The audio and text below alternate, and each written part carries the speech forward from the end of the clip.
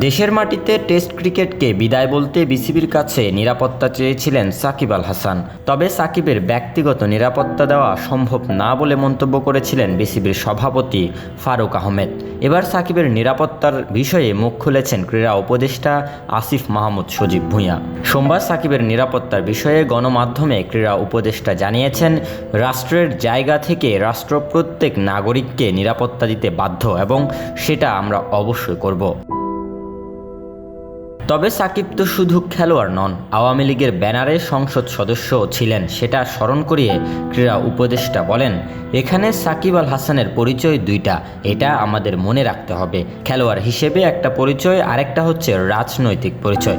উনি আওয়ামী লীগের প্যানেল থেকে এমপি ইলেকশন করেছেন। মানুষের মধ্যে তো দুটো নিয়েই মিশ্র প্রতিক্রিয়া আছে।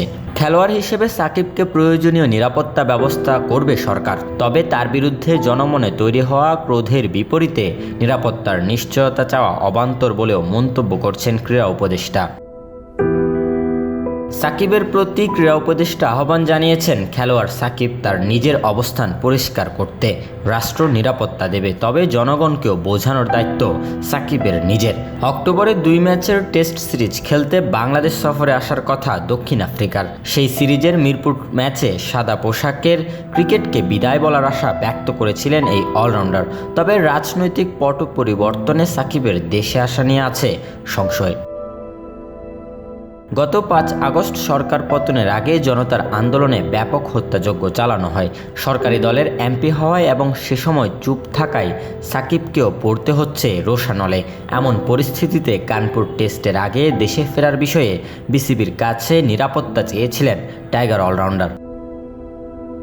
নিরাপত্তার এই প্রশ্নের মাঝে অনিশ্চিত হয়ে উঠেছে সাকিবের ঘরের মাঠে দক্ষিণ আফ্রিকার বিপক্ষে সিরিজ খেলা। ভারতের বিপক্ষে কানপুরে চলমান টেস্ট দিয়ে হয়তো সাদা পোশাকের ইতি টানতে হচ্ছে এই অলরাউন্ডারকে। ডেস্ক রিপোর্ট, নিউজ নয় স্পোর্টস।